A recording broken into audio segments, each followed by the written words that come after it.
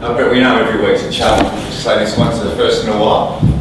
Oh no, we just played the Sydney Swans, so I don't know where you sort of that angle's coming from. Who are, their pressure and the way they play is outstanding. I think from a tackle point of view, they're enormous, and that was a huge challenge for us last week. West Coast have been in really good form, and I suppose how they play and they structure up is a little bit different to some teams with a really big forward line, but I think it's the way they keep the ball in there and the pressure. So when you think of their forwards of being marking types, they also put great ground level pressure, and that's going to be our challenge to hopefully get the ball out of there quickly.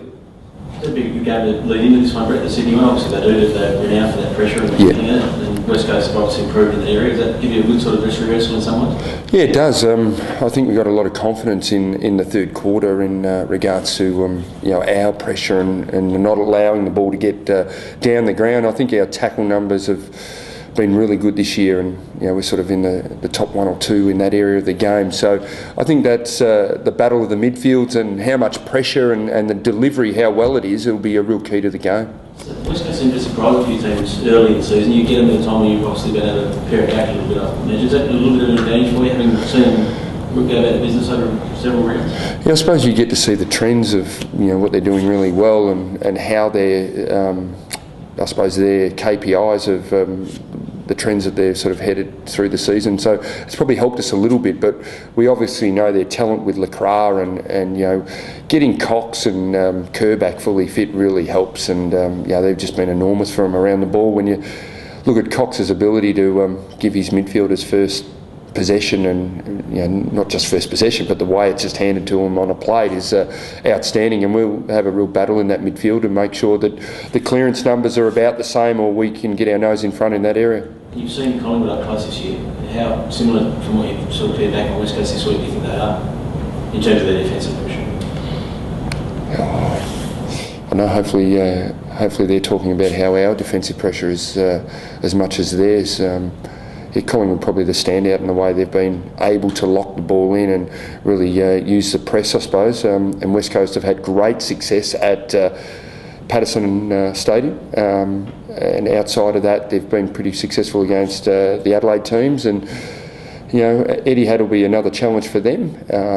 They played pretty well against Essendon at the start of the year. Really good start to the game, and their starts have been a bit of a key for them through the season as well. So, I think maybe a different venue might be a little bit harder, and hopefully we can exploit that with them coming to foreign territory and maybe just finding the space a little bit more than maybe that tighter fit at Patterson Oval. Does Cruz get a bit more of a run right? Now, just you're going to have to readjust a little bit with Sean not there.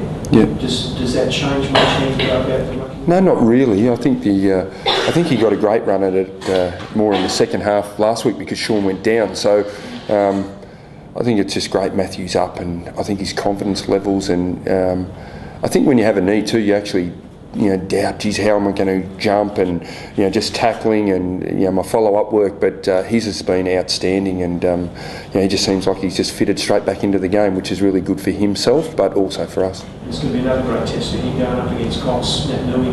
Yeah, it is. I think Robbie looked at Cox when he was developing as a young ruckman, and I think the Teal Cup, the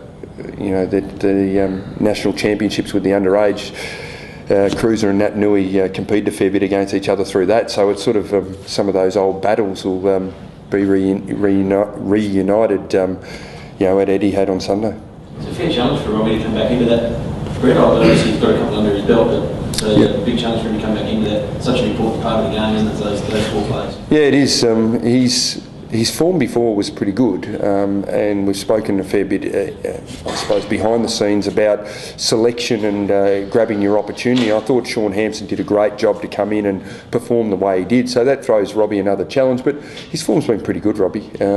He's done a fair bit right. I think it's just with opportunity, and someone looked a little bit more hungry and desperate, and we rewarded his good form, Sean, for being in the team. So, he was probably unlucky not to come back in with that, but it'll be a good challenge. Cox, Nat Nui, even Lynch can go in there if they need him to.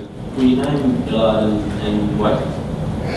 Wadey ran today, so we'll have a look at the like we did last week, if he's not right, he won't play, so we won't even name him. Sort of within 21 days.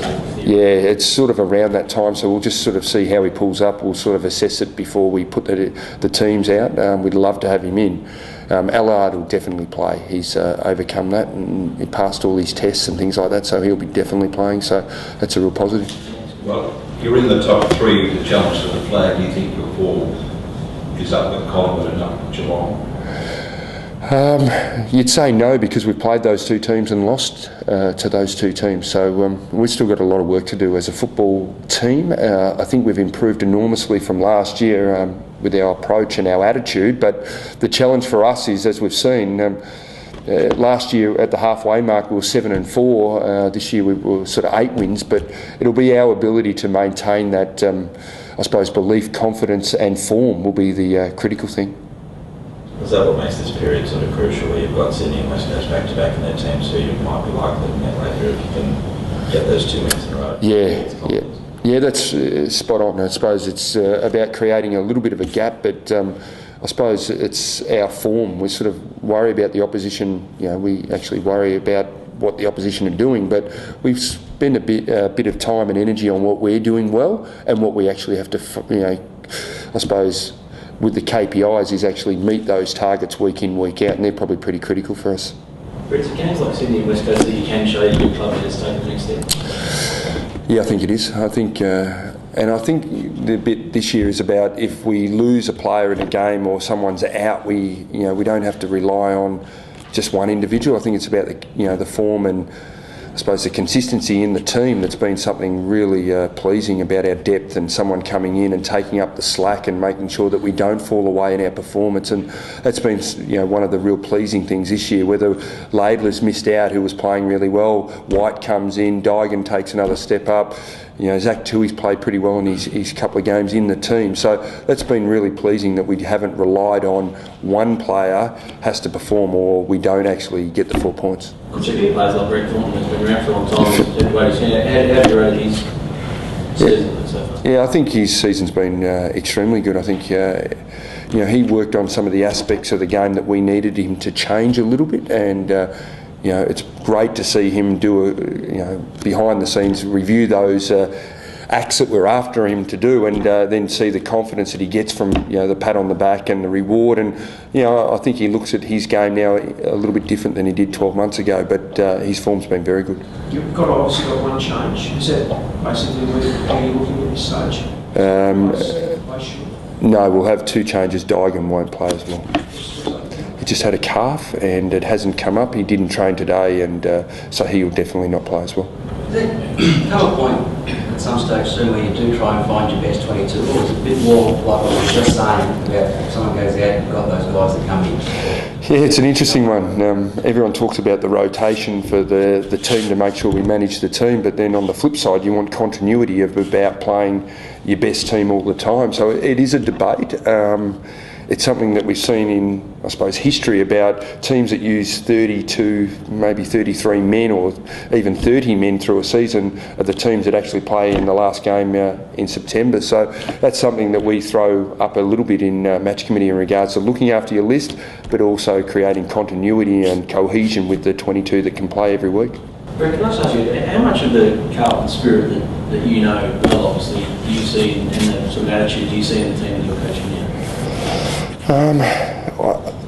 Yeah, I suppose when people look at Carlton, they probably look at the swagger or that type of thing. But I think it's more about our attitude and our hardness. And when you reflect maybe a bit on, they've always looked at Carlton maybe as a flary team, but I think our greatest success at our football club's been our defence. So when you think of how well defensively we've gone as a team, that's where our success has come from. And it's been a long time for us since we've been in finals and won finals.